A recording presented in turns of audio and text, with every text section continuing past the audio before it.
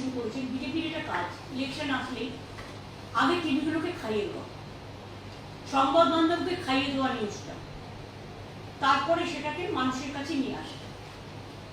ইতিমধ্যে সংবাদ চ্যানেলগুলো দেখাতে শুরু করেছে যে আজ রাতের মধ্যেই নাকি ক্যাব হয়ে যাবে। আমার কথা হচ্ছে 20 সালে ক্যাব আইনটা পাশ হয়েছিল, তারপরে বারবার এক্সটেনশন করে আজকে 4 বছর লেগে গেল।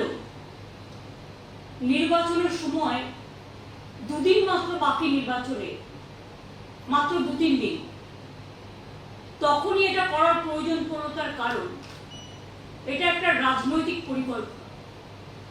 আমরা অপেক্ষা করছিলাম ক্যাব আইনটা অ্যাকচুয়াল কি করেছে। 2 হচ্ছে এখনো পর্যন্ত নোটিফিকেশনটা আমরা পাইনি, নোটিফিকেশনটা কি আছে। 3 হচ্ছে যে রুলসটা করেছে সেই রুলসটা কি বলা আছে। আমি প্রথমেই আপনাদের জানিয়ে রাখি, পুরোটা রিপোর্ট দেখার পর, কাগজ হাতে পাওয়ার পর ডিটেলসটা আমি কালকে হাবড়ার মিটিং থেকে বলবো। আজকে আমি যেটুকু বলতে চাই, যদি কোনো বৈষম্য হয় সেই জিনিস আমরা মানি না। ধর্ম বৈষম্য হোক, বর্ণ বৈষম্য হোক, লিঙ্গ বৈষম্য হোক, মানব জাতির বৈষম্য হোক, এটা আমরা মানি না। 2, আমি মনে করি যে আজকে যাদের বলা হচ্ছে ছেলের হাতের মুয়া, হয়তো একটা বড় জোর ওই 2 দিনে কাউকে তো দিতে পারবে না, জাস্ট শো অফ, জাস্ট একটা ছেলের হাতের মুয়া, লালিপপ, বলবে আপনারা পোর্টালে নাম লিখুন, এরকম কিছু একটা করবে। তা পোর্টালে তো সব ধর্মের লোকেরাই নাম লেখাবে, কিন্তু সেই নাম আদৌ কার্যকরী হবে।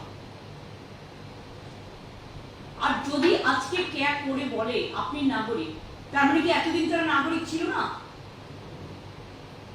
সেই জন্যই কি মতুয়া ভাই বোনদের এবং নমশূদ্রদের আধার কার্ড বাতিল করার চক্রান্ত হয়েছিল? কেন তাদের আধার কার্ড বাতিল করা হচ্ছিল? তার মানে নতুন কিছু করবে, পুরনোটার কোনো গুরুত্ব থাকবে না। আমাদের থিওরি হচ্ছে, আমরা সবসময় বলি আমরা সবাই নাগরিক। আজকে কেউ চাকরি বাকরি করছে, কেউ স্কুলে পড়াশোনা করছে, কেউ জমি জমা কিনে সেখানে দীর্ঘদিন ধরে বসতি তৈরি করেছে। তার মানে সেগুলো কি ভ্যালিড নয়? আইনত কোশ্চেন হবে না তো যে তার মানে আগে যে সুযোগগুলো তারা পেতেন সেটা সব অবৈধ হয়ে যাবে, সেগুলো বৈধ হবে না। একমাত্র ক্যাব বৈধ যদি হয়, তাহলে এতদিন ধরে মানুষ যে সুযোগ পেয়ে আসছিল, তাদের ভোটেই তো প্রধানমন্ত্রী নির্বাচিত হয়েছে, তাদের ভোটেই তো চিফ মিনিস্টার নির্বাচিত হয়েছে, তাদের ভোটেই তো গ্রাম সভা হয়েছে, পঞ্চায়েত সমিতি হয়েছে, জেলা পরিষদ হয়েছে, কর্পোরেশন হয়েছে। তাহলে সেই ভোটের কোনো মূল্য নেই, সেই নাগরিকত্বের কোনো মূল্য নেই। নাগরিকত্ব ভোটের আগে নতুন করে চিন্তা করতে হচ্ছে। এবং আমি ডিটেলসটা দেখার পরে কালকে নিশ্চয়ই আপনাদের কাছে বলবো। কিন্তু আমার মনে হচ্ছে যে যদি ক্যাব দেখিয়ে এনআরসি নিয়ে এসে কারো যারা এখানকার নাগরিক তাদের নাগরিকত্ব ক্যান্সেল করা হয়, তাহলে কিন্তু আমরা কেউ চুপ থাকবো না, আমরা স্ট্রংলি এটা প্রতিবাদ করব। আমরা আগে জানিয়ে গেলাম। 2 হচ্ছে নো এনআরসি, এনআরসি তো আমরা মানতেই পারি না। আর ক্যাব নাম করেও কাউকে ডিটেনশন ক্যাম্পে রেখে দেবে, এই চালাকিও আমরা করতে দেবো না। ভোট আজকে আছে, কাল ফুরিয়ে যাবে, আর 2 দিনে কেউ নাগরিকত্ব পাবেও না। এটা লোক দেখানো, জাস্ট প্রতারণা মানুষের সাথে। আপনি কি জটিল কিছু সমস্যায় ভুগছেন, সমাধান পেতে চান?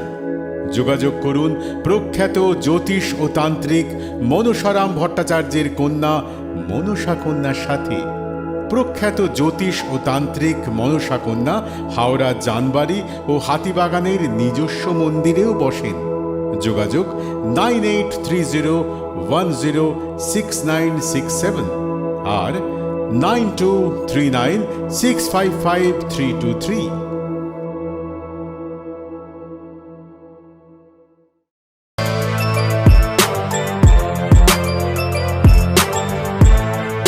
এখন অনেক বড়। শ্রী লেদার্স, হাওড়া ময়দান।